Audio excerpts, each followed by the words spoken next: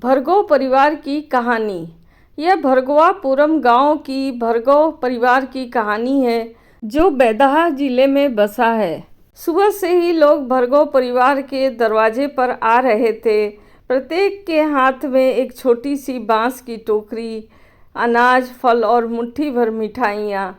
ये किसान परिवारों के लिए सबसे कीमती उपहार थे जो सोने से भी अधिक मूल्यवान थे। दूल्हा अनिरुद्ध था, भरगोव परिवार की तीसरी पीढ़ी का सबसे छोटा बेटा, केवल 18 वर्ष का। उसकी दुल्हन थी ललिता, पड़ोसी संगपुरा गांव की लड़की। वर्षों से भरगोव परिवार ने अनिरुद्ध की पढ़ाई में सब कुछ झोंक दिया था ताकि वह शाही परीक्षा पास कर सके, लेकिन 8 साल तक एक ही परीक्षा देने के बाद भी वह कभी सफल नहीं हुआ। परिवार की गौरव की आशा हर असफलता के साथ कमज़ोर पड़ती गई और उनका खजाना भी खाली होता गया। शुरुआत में बुजुर्गों ने उसके लिए एक अच्छे घराने में विवाह का सपना देखा था, शायद तब जब वह विद्वान के रूप में प्रसिद्धि पा लेता। लेकिन समय बीत गया और वह अब विवाह की उम्र का हो चुका था। उसकी संभावनाएं धूमिल थीं। आखिरकार दादी ज्येष्ठा देवी ने हिम्मत जुटाई और एक उम्र दराज, जो कि 2 या 3 साल बड़ी थी अनिरुद्ध से, सक्षम लड़की से उसका विवाह तय किया जो उसका ख्याल रख सके। कुछ लोग इस जोड़े पर भौवें चढ़ा सकते थे, लेकिन दादी को बस एक समझदार और अच्छी दुल्हन मिलने की राहत थी। ग्रामीण विवाह सादे होते थे, ना कोई भव्य जुलूस था, ना शानदार भोज, फिर भी माहौल उत्सवी था। ढोल और शंख की आवाज़ गलियों में गूंज रही थी, आंगन में पटाखे फट रहे थे और पड़ोसी खुशी में शामिल होने के लिए इकट्ठा हुए थे। विवाह के बाद अनिरुद्ध अपनी दुल्हन को घर ले आया। रिवाज के अनुसार दूल्हे को पहले बाहर मेहमानों का मनोरंजन करना था, इसलिए ललिता को दुल्हन के कक्ष में छोड़ दिया गया। उसका घूंघट अभी भी बरकरार था। अनिरुद्ध दिन की भागदौड़ से थक चुका था और विश्राम की चाहत रखता था, लेकिन वह अभी पीछे नहीं हट सकता था। वह मेहमानों की बधाइयाँ और सांत्वना के शब्दों पर हल्का सा मुस्कुराता रहा। बधाई हो, अब अनिरुद्ध की शादी हो गई है, कोई उसका ख्याल रखेगा और वह फिर से पढ़ाई पर ध्यान दे सकेगा। हाँ, परीक्षाएं हर साल और कठिन होती जा रही है, लेकिन उसके अनुभव के साथ शायद अगली बार किस्मत साथ दे। बिल्कुल, पहले शादी फिर सफलता। वह केवल हल्की मुस्कान दे सकता था क्योंकि उसके सीने में अपराध बोध कचोट रहा था। उसकी राह में बाधा भाग्य नहीं, बल्कि उसका अपना घमंड था। बचपन में अनिरुद्ध बहुत तेज चमकदार था, एक प्रतिभाशाली बालक जिसने 10 साल की उम्र में ही जिला और प्रांतीय स्कूल परीक्षाएं पास कर ली थीं, जो दूसरों के लिए 15 साल की उम्र से पहले मुश्किल थी। स्थानीय गवर्नर ने भी उसकी तारीफ की थी। उसकी ख्याति तेजी से फैली। स्थानीय रईसों ने निमंत्रण भेजे, इस बाल प्रतिभा से मिलने को उत्सुक। लेकिन प्रशंसा जहर बन गई।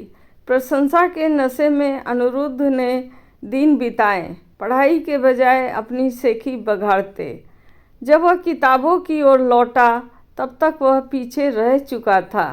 साल बीत गए, 8 बार वह मुख्य परीक्षा में असफल रहा और कभी का चमकता सितारा अब हंसी का पात्र बन गया। स्याही, तारपत्र और पांडुलिपियाँ और शिक्षक, सब कुछ महंगा था। साल दर साल परिवार ने चांदी जुटाई, अनाज बेचा और छोटे मोटे काम किए, जब तक कि गरीबी ने उन्हें पत्थर की तरह दबा नहीं लिया। यह कहानी बहुत पहले की है। उस समय पढ़ाई के सारे सामान बहुत महंगे होते थे। पढ़ाई में पूरा घर बिक गया, फिर भी वे डटे रहे, उस पर अपनी आशा छोड़ने को तैयार नहीं। हाल ही में अनिरुद्ध को अपनी मूर्खता का एहसास हुआ। आखिरकार उसने समझा कि उसने अपनी जवानी और अपने परिवार के बलिदान को कैसे बर्बाद किया। शर्मिंदगी के बावजूद उसने बदलने का संकल्प लिया। ईमानदारी से पढ़ाई करना और अपने परिवार के साथ अच्छा व्यवहार करना, एक समझदार पत्नी से विवाह करना उसका पहला कदम था। इस बीच कक्ष में ललिता बिस्तर के किनारे शर्मिली बैठी थी, अपने लाल दुल्हन के साड़ी के कपड़े को उंगलियां से मरोड़ रही थी। वह सुबह से तैयार हो रही थी और उसने एक निवाला भी नहीं खाया था। उसका पेट घूंघट की चुप्पी में जोर से गुर्रा रहा था। कुछ देर बाद दरवाज़ा चरमराया। अनिरुद्ध की छोटी बहन सोमयका एक थाली में खाना और पानी लेकर अंदर आई। केवल 14 साल की, उसके नाजुक अंडाकार चेहरे और बड़ी गोल आँखों में वर्षों के काम ने एक शांत परिपक्वता भर दी थी। भाभी, पहले कुछ खा लो, उसने धीरे से कहा, थाली रखते हुए। भैया मेहमानों के जाने के बाद आएंगे। जवाब की प्रतीक्षा किए बिना वह वापस बाहर चली गई।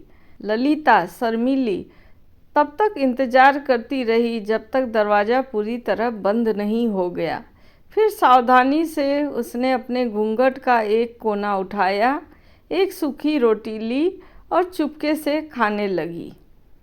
बाहर उत्सव का शोर जारी था, लेकिन भार्गव के घर के अंदर की सच्चाई कठोर थी।